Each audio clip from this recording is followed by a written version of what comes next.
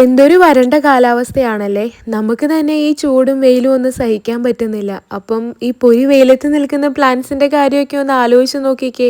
ഒന്നിടവിട്ട് നനച്ചുകൊണ്ടിരുന്ന എന്റെ എല്ലാ പ്ലാന്റ്സും ഞാനിപ്പം എല്ലാ ദിവസവും നനയ്ക്കുന്നുണ്ട് കേട്ടോ. ഇല്ലെങ്കിൽ ഇവരുടെ കാര്യമൊക്കെ കട്ടപ്പുകയാണ്, കരിഞ്ഞുണങ്ങി പോകും. ബാൽക്കണിയിൽ വെച്ച് കൊടുത്തിരിക്കുന്ന ഈ ബിഗോണിയൊക്കെ കാണാൻ എന്ത് ഭംഗിയാണല്ലേ. എല്ലാ ദിവസവും മുടങ്ങാതെ വെള്ളം ഒഴിച്ചു കൊടുത്തിട്ടും എന്റെ ഹെലിക്കോണിയ പ്ലാന്റ്സിന് അവിടെയും ഇവിടെയും ഒക്കെ കരിച്ചിലും ഉണക്കലും ഒക്കെ വരുന്നുണ്ട്. ഞാൻ കരിഞ്ഞ ഓരോ പ്ലാന്റ് അങ്ങ് വെട്ടി മാറ്റാണ് ഇപ്പൊ ചെയ്യാറുള്ളത്. ഇനിയിപ്പൊ ഞാൻ വിചാരിക്കുന്നത് ഈ ചെടിയൊക്കെ നന്നായിട്ട് അങ്ങ് പ്രൂൺ ചെയ്ത് വിട്ട് മണ്ണൊക്കെ ഇട്ട് കുറച്ച് വളമൊക്കെ ചെയ്ത് കൊടുക്കാന്നാണ്. നമ്മുടെ വീടിന്റെ ഏറ്റവും ഭംഗിയുള്ള ഒരു ഏരിയ എന്ന് പറഞ്ഞാൽ ഈ ഒരു ഹെലിക്കോണി നട്ടിരിക്കുന്ന ഈ ഒരു പാത്വേ ആണ്. അത് നഷ്ടപ്പെട്ട് കഴിഞ്ഞാൽ പിന്നെ ഈ ഒരു ഭംഗി മുഴുവൻ അങ്ങ് പോകും. നമ്മുടെ മിലോ ഉണ്ടല്ലോ, ഇപ്പൊ പുറത്തേക്ക് ഇറങ്ങി എന്റെ പുറകെ നടക്കലാണ് അവന്റെ പണി.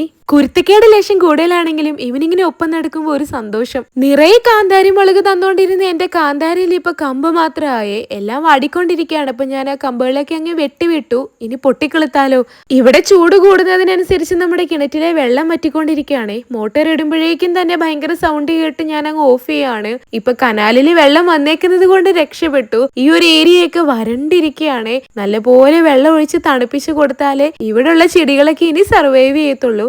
ചൂട് കുറച്ച് കൂടുതലാണെങ്കിലും പൂക്കളൊക്കെ നന്നായിട്ടുണ്ടാവുന്ന സമയമല്ലേ. എല്ലാ ചെടികളും എല്ലാ ദിവസവും നനച്ചു കൊടുത്തില്ലെങ്കിൽ ഈ പൂക്കളൊക്കെ പെട്ടെന്ന് തന്നെ അങ്ങ് വാടിക്കൊഴിഞ്ഞു പോകും. അതുകൊണ്ട് നമ്മുടെ പ്ലാന്റ്സിനെ നമ്മൾ ഡെയിലി നനച്ചു കൊടുക്കണം. ഈ ഒരു പെന്നി വോട്ടൊക്കെ കണ്ടില്ലേ, ഇതിന്റെ ഓരോ സൈഡും കരിഞ്ഞു തുടങ്ങി.